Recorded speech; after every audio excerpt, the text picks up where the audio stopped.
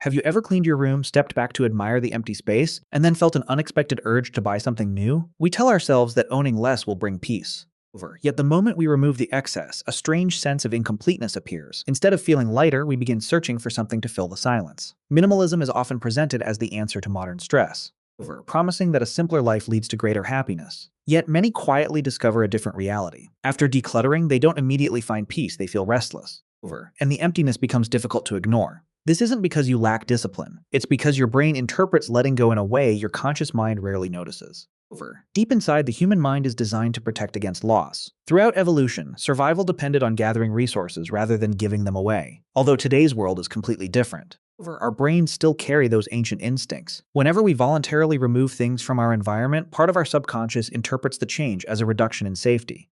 That is why minimalism sometimes feels uncomfortable before it feels freeing. This reaction stems from a well-known psychological phenomenon, the ironic process theory. When people are explicitly told not to think about a white bear, the harder they try, the more frequently it appears. Suppressing a thought often strengthens it, and the exact same mechanism traps us during extreme minimalism. What feels like self-control slowly transforms into obsession. It happens because the brain treats deprivation as something that requires constant attention, believing it's protecting you from losing valuable resources. Imagine spending a weekend clearing out your wardrobe to create the clean, organized closet you've always wanted. At first, you're proud, but a day or two later, advertisements suddenly seem more attractive. A jacket you would have ignored last week now feels irresistible. You begin convincing yourself that this one purchase perfectly fits your new minimalist lifestyle, and the cycle quietly begins again. This happens because when our minds sense scarcity, even a self-imposed one, our attention narrows, fixating on whatever is gone. While your conscious mind celebrates an open room, your subconscious only registers absence. Instead of interpreting empty shelves as freedom, it flags them as missing resources. Once that perception takes hold, your mental focus shifts. New products seem more appealing, and shopping websites become harder to resist. Your attention naturally drifts toward filling the gap you just created. Ironically, the very act of consuming less can trigger a stronger desire to consume more. This is the hidden paradox of minimalism. The challenge isn't the empty room itself, it is how our minds interpret that emptiness. Understanding this is the first step toward breaking the cycle. When we recognize that these urges are rooted in normal psychological processes, not personal failure, we stop fighting ourselves. And only then can simplicity begin to feel like genuine freedom instead of another impossible standard. The feeling of emptiness doesn't only influence what we buy, it also changes how we see ourselves. After a major decluttering session, many expect to feel peaceful. Instead, an uneasy feeling grows. The room looks beautiful, yet something seems missing. That discomfort isn't about the objects that disappeared. It's about the role those objects quietly played in our identity. Psychologists describe this as psychological ownership over time. Things become more than useful possessions. They represent memories, achievements, and pieces of our personality. A favorite chair reminds us of quiet evenings, and a shelf of books reflects our curiosity. When these objects disappear too quickly, our minds don't simply register a cleaner room. They may experience the loss as if part of our personal story has been erased. Without realizing it, we begin searching for something to restore that missing sense of familiarity. This is why buying new things often feels so tempting after aggressive decluttering. The purchase is rarely about needing another object. More often, it's an attempt to regain emotional comfort by replacing what the old item once represented. Many assume they've failed at minimalism when this urge appears, but in reality, they're responding to a completely normal psychological process. The problem becomes more complicated because minimalism removes distractions. For years, possessions may have quietly absorbed our attention. We organized, cleaned, and compared them. Once they disappear, we're left alone with thoughts and emotions that were always there but easier to ignore. The silence can feel uncomfortable. Loneliness, uncertainty, stress, or insecurity suddenly become much harder to avoid. In response, the brain naturally searches for another source of comfort. Buying something new becomes an easy solution because it offers immediate, though short-lived, emotional relief. So how do we escape this pattern? It doesn't require stricter discipline. It requires us to change how we interpret empty space, a concept known as cognitive reappraisal. Rather than wasting mental energy suppressing discomfort, we can actively shift the meaning behind it. We change the narrative. If you look at an empty shelf and think, something is missing, your brain begins searching for a replacement. But if you look at the same shelf and think, I've created room to breathe, your emotional response changes. Nothing in the room has changed, only the story has. That small shift is surprisingly powerful because our emotions are influenced less by events themselves than by the meanings we assign to them. Minimalism becomes healthier when it stops being a process of taking things away and starts becoming a process of making room for what truly matters. You're not forcing yourself to own less. You're intentionally creating space for calm, focus, creativity, and meaningful relationships. When your attention moves from what you've removed to what you've gained, the feeling of scarcity begins to fade. The empty spaces no longer demand to be filled, becoming reminders that your value doesn't depend on the things surrounding you. That realization changes everything, transforming simplicity from deprivation into freedom. Even if we manage to resist the urge to replace what we've discarded, another psychological trap quietly waits for us: the Hedonic Treadmill in the early 1970s.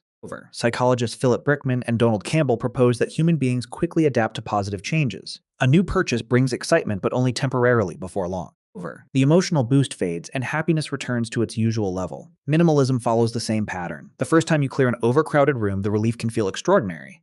The open space and feeling of control seem transformative. But after a few weeks, that clean room becomes your new normal, and the excitement disappears. Then the mind starts searching for another source of stimulation. Instead of craving more possessions in general, we begin craving the perfect possessions. Suddenly, we spend hours researching the ideal backpack, the perfect wooden desk, or the minimalist watch that supposedly completes our lifestyle. The obsession hasn't disappeared. It has simply changed its appearance. Rather than owning many inexpensive things, we become attached to owning a few perfect ones, convincing ourselves that these items will finally deliver lasting satisfaction. Yet they rarely do. The real hunger was never about the objects. It came from expecting external changes to produce permanent inner peace. This cycle thrives on self-discrepancy, the painful gap between our messy reality and the idealized, perfectly balanced minimalist we think we should become. When people embrace minimalism, they often imagine an ideal future version of themselves, calm, focused, and completely in control. It's an inspiring image, but everyday reality looks different. Anxiety doesn't disappear simply because a closet has fewer clothes, as the distance between reality and that ideal image grows. Frustration builds, and our mind searches for a shortcut to close the gap. Ironically, that shortcut often becomes another purchase, perhaps a beautifully designed journal or an elegant coffee maker. Without realizing it, we're no longer buying products, we're buying identities. The label may have changed from luxury to simplicity, but the emotional mechanism remains exactly the same. Social media magnifies this struggle, making our own lives feel noisy and unfinished compared to spotless digital aesthetics. We naturally evaluate our worth by comparing ourselves to others. We no longer compete only through wealth. We compare our routines, our discipline, and our ability to live with less. Minimalism, which was meant to be deeply personal, slowly morphs into a competitive performance. Instead of asking what genuinely supports our well-being, we ask whether our homes look minimalist enough for approval. The search for peace turns into a search for validation, but peace cannot survive where performance takes over. True minimalism isn't about creating a room that impresses strangers. It's about creating a life that allows you to breathe. If comparison keeps us trapped, what finally sets us free? The answer isn't stronger willpower, it's a different relationship with ourselves. For many, the biggest obstacle to minimalism isn't clutter, it's the harsh voice inside their own minds. Every time they feel tempted to buy something or struggle to let go, they respond with criticism, feeling they should be better or more disciplined. But self-criticism rarely creates lasting change. It only creates stress. Research by Dr. Kristin Neff shows that people who practice self-compassion recover from setbacks more effectively than those who constantly judge themselves. Kindness increases resilience. This lesson applies directly to minimalism. When the urge to shop appears after decluttering, your first reaction doesn't have to be guilt. Try becoming curious about the desire and ask yourself, what am I really looking for? Is it the object, or am I searching for comfort after a difficult week? Very often, the object is only a symbol, while the real need lies much deeper. Once you recognize that emotional need, the urgency weakens because you're no longer arguing with yourself, you're listening. Modern psychology explains this through experiential avoidance, a concept introduced by Dr. Stephen Hayes. The harder we try to escape uncomfortable emotions, the stronger they become. Think about why people embrace extreme minimalism. They aren't just organizing a room. They're trying to organize their minds. They hope that if the environment becomes perfectly clean, the anxiety inside will disappear. Unfortunately, emotional pain doesn't vanish because shelves are empty. A spotless apartment cannot remove loneliness, and an organized desk cannot erase self-doubt. When those emotions remain, people often believe they haven't simplified enough. So they remove even more, or they swing in the opposite direction and begin buying again. Both reactions are attempts to avoid the same uncomfortable feelings waiting beneath every possession. Real healing begins when we stop treating those emotions as problems to fix. Imagine sitting in a quiet room after decluttering and simply noticing what surfaces within you, whether it is boredom, anxiety, or just silence. You don't have to eliminate it, you only have to let it exist. This simple act of acceptance teaches your brain that discomfort isn't dangerous. Consequently, empty shelves lose their urgency, and quiet evenings transform into a space where you can finally rest. This is where minimalism changes from an aesthetic choice into an emotional practice. You're no longer removing possessions to become a different person. You're learning to stay present with the person you already are. So where does lasting peace actually come from? Perhaps it begins the moment we stop trying to control every corner of our lives. Radical acceptance, developed by Dr. Marsha Linehan, states that suffering grows not from reality itself, but from our resistance to it. Think about how often we fight our surroundings. When our home feels cluttered, we want to throw everything away. When it feels empty, we want to buy something new.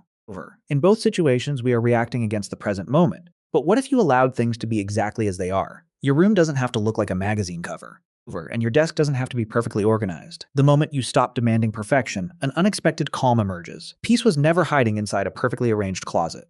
It was hidden beneath the constant pressure to become someone else. Acceptance doesn't mean giving up. It means recognizing your current reality without shame, making meaningful change possible. Self-Determination Theory by Edward Desai and Richard Ryan found that lasting well-being grows from fulfilling three fundamental human needs: autonomy, competence, and connection. Fulfillment isn't created by owning more, nor by proving you can live with less. It comes from living in a way that feels authentic to you, when your choices reflect your own values instead of trends. Comparisons lose their power. You stop measuring your worth by what surrounds you, measuring your life instead by how peaceful you feel within it. That is the quiet freedom minimalism was always meant to offer: a life no longer controlled by the endless cycle of acquiring, discarding, and seeking approval. Perhaps the greatest purpose of minimalism has never been to reduce the number of possessions you own. Perhaps its real purpose is to reduce the amount of fear that owns you. Take one last look around your space. Notice the objects you've kept and the empty spaces between them. Neither tells the full story of who you are. Your identity lives in the awareness that observes them all. If today's reflection leaves you with one question, let it be this: what are you still holding on to because you're afraid of what might remain if you let it go? Remember that simplicity isn't a destination. It's a relationship you slowly build with your surroundings, your thoughts, and most importantly, with yourself. The less you struggle to become enough, the more you realize you already are.